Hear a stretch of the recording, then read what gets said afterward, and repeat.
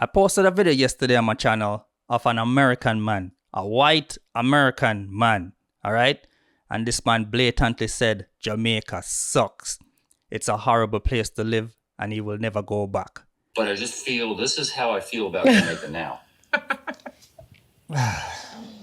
Which was really shocking to hear because according to this lady on the screen here who's providing some statistics, over 2,000 people applied to become a Jamaican citizen last year. And I know this year, 2026, the number should be similar or even more. Based on everything I've been seeing on TikTok, a lot of people are crying that both America and Canada living condition is not the best. So we're going to be taking a listen to this lady right now and see if what she's saying makes any sense. I haven't watched the video as yet, people, so this is fresh information for me. So let's take a listen. 2,273 people applied for Jamaican citizenship by descent in 2025 alone. That is not a trend, that's a movement. And if you have Jamaican descent and you are not part of that 2,273 people, this video is going to show you exactly why you should be next. If you're new here, my name is Nikki. I'm a dual citizen of Trinidad and the United States, and I claimed my Trinidad and Tobago citizenship by descent about a year ago, completing the process all on my own without spending a ton of money and without having to hire an attorney. My goal for this channel is to be a resource for the Caribbean diaspora, for those that have Caribbean descent to claim their citizenship by descent. And my goal is to have 100,000 members of the Caribbean diaspora get their second passports and options for global freedom and then just also peace of mind. All right, so she's definitely using some keywords, global freedom and peace of mind. A lot of people, we've been feeling this uneasy feeling. I live in Canada, people, and I can tell you, here, you can definitely tell that a lot of people, they're considering other alternatives. I hear a lot of people thinking about Costa Rica, a lot of people thinking about parts of the Caribbean. But definitely, one thing I can say for sure is a lot of people actually planning their exit. And it's kind of sad to use the word as exit to seem like they're trying to flee from a bad situation, people. So there's definitely something happening in the world. And yes, it can be good and bad that a lot of people are actually opting to move back to Jamaica. Good in the sense that it's definitely going to bring a lot of foreign exchange back into the country, a lot of US and Canadian dollars. But it can be bad in the sense that if the infrastructure in Jamaica is not properly set up, if we don't have adequate housing and all of that, employment and all of that, it's going to still lead to a national crisis. So let's listen some more and hear what she has to say. Today we're going to cover three things. A recent article came out from the Jamaican Gleaner talking about the increase in applications for Jamaican citizenship by descent. So we're going to talk about that article and review the data that was listed in the article, the reasons why Jamaica in particular is seeing an increase in applications for citizenship by descent, and what that means for the diaspora and particularly for you as a viewer to this video. And don't forget to stick around to the end. I am going to give you a checklist that you can use if you are interested in getting your citizenship by descent, the exact documents that you will need, country specific, that will make the process much easier as you navigate the citizenship by descent process. So in an article published on May 27th of this year, 2026, the Jamaican Gleaner highlights the increase in applications for Jamaican citizenship. And this is across all of the embassies and the consulates in the United States. So we're talking Washington, D.C., Miami, and New York. Data points that we definitely have to dig into. The Washington, D.C. embassy saw an increase in citizenship applications from 2024 to 2025. In 2024, they received 2,214 applications for citizenship. And in 2025, they received 2,899. So 2,899 applications for citizenship. That is a 25% increase in the applications for citizenship. The Jamaican consulate in New York received over 1,400 applications for citizenship between April 2025 and March of 2026. And of those 1,400 applications, 1,322 were citizenship by descent applications. So you're talking about 95% of the applicant pool in the New York consulate for Jamaica for citizenship by descent. And in Miami, the Jamaican consulate in Miami received 921 applications for citizenship by descent, and this is up from 688 applications from the previous year.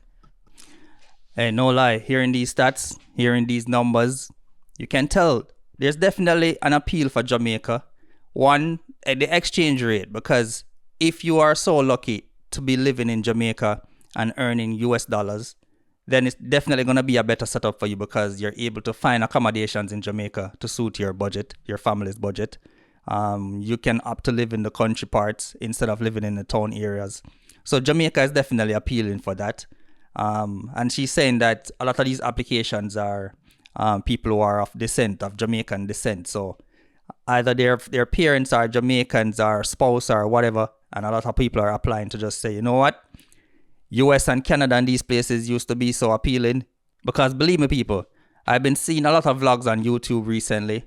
And I'm actually surprised to hear these people, the accent, to know that these are foreigners living in Jamaica successfully. And then it start making me wonder if, hey, I was literally born in Jamaica. I spent majority of my life in Jamaica. It's like I'm starting to feel like, yo, what if I should consider moving back as well? It's like you're starting to feel like, yo, you're going to let foreigners come back in and actually get the best parts of the country that you happen to leave for a better life, and they're coming to your country for a better life. It kind of makes you start second guessing everything. So these are definitely important stats, and it shows that there's a movement happening across the world. Let's listen some more. So why are we seeing this urge and this surge in applications and people really getting out there and getting their documents together, getting their applications in for citizenship for Jamaica?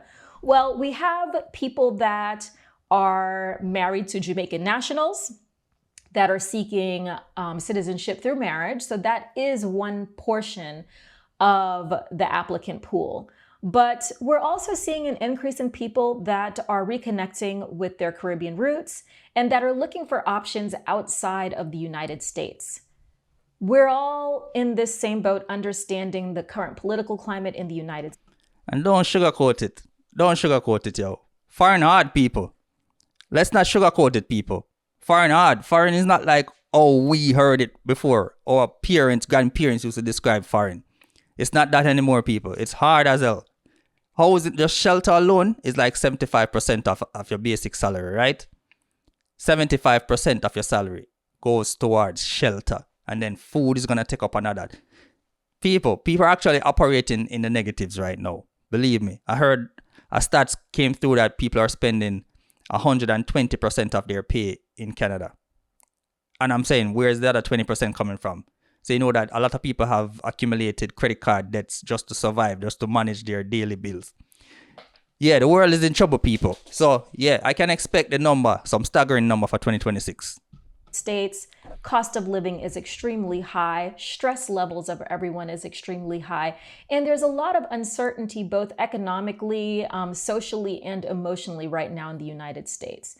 And for a lot of us Caribbean descendants whose families came here, whether you're first generation like me or second generation where your grandparents came here and your parents were born here, there is a desire to reconnect with our roots and to see what other options we have outside of just being in the United States. And let me add to that, people, because I think a similar thing is happening both in America and Canada, is that a lot of people are feeling frustrated with the current government, people. Let's not sugarcoat it. Donald Trump, he's been making some policies that average citizens, they're not too comfortable with. And then in Canada, our prime minister, and the previous prime minister as well, they made some decisions that it seems like the citizens are actually paying for it. So a lot of people in these foreign countries are starting to feel like their rights are being trampled on. Like they have no say in the decision making in these foreign countries. So there is this increase in identity consciousness where We at the diaspora, we want to reconnect with our roots. We want our children to also reconnect with our culture and our roots. And sometimes that's not very easy to do when you have to deal with the day-to-day of US living. Mm-hmm. Another reason why we're seeing an increase in the applications for citizenship is that there is, nationally and internationally, this second passport movement. There's an increase in interest in people getting second passports, whether that's for investment opportunities, whether that's for more global mobility, and options to have more global freedom. And so citizenship by descent is one of the most economical and straightforward processes in order to obtain a second passport. And just to add to that, I think now the tables have turned where these foreign countries, these first world countries, are now becoming vacation spots. These are nice places to visit, and you can eat all different types of food and everything. And then you just go back to the Caribbean, where you call home. Usually it's the other way around, where people opt to live in these foreign countries and then go back to the Caribbean for vacation. But believe me, people, it's hard to endure some of these harsh weather conditions when you're facing other forms of depression and struggles in your life. So, hey, it's going to be a very interesting 5 years to come. So what does this mean for new applicants? So if you are interested in getting your citizenship by descent for Jamaica, what does that mean for you as an applicant that hasn't gotten their documents together, hasn't put in any of that paperwork as yet? Well, the typical citizenship by descent application process is about 3 to 6 months. So you get your documents together, you submit your information to your embassy or your consulate, you have your appointments, you get all of these things checked and stamped, and then they usually have to send it back to Jamaica in order to do the final processing. That process can normally take anywhere from 3 to 6 months, depending on the application load at the specific embassy or consulate that you end up having your appointment. Under Jamaican law, citizenship by descent it applies to people even if they're born outside of Jamaica, as long as they have either a parent or grandparent that was born in Jamaica. Hey, people, this is startling information, people.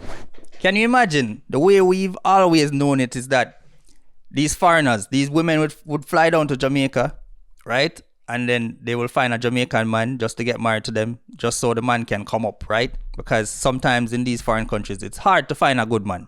That's what I hear the ladies been saying over here, right? So can you imagine now these people, these females in these first world countries are now going to be flying to Jamaica to find a husband just so they can move to Jamaica? Yo, the world is in trouble, people. I must say, I find the irony in that, people. The world is in trouble. But Jamaica, now it's the time to capitalize. Now is the time to make the right decisions and kind of use this to boost the economy of Jamaica, people. So I won't play the entire video, but what I'll be doing, because this is a very important video that this lady did. So what I'll do is I'll pin a link to her commentary in my description. You guys can check that out.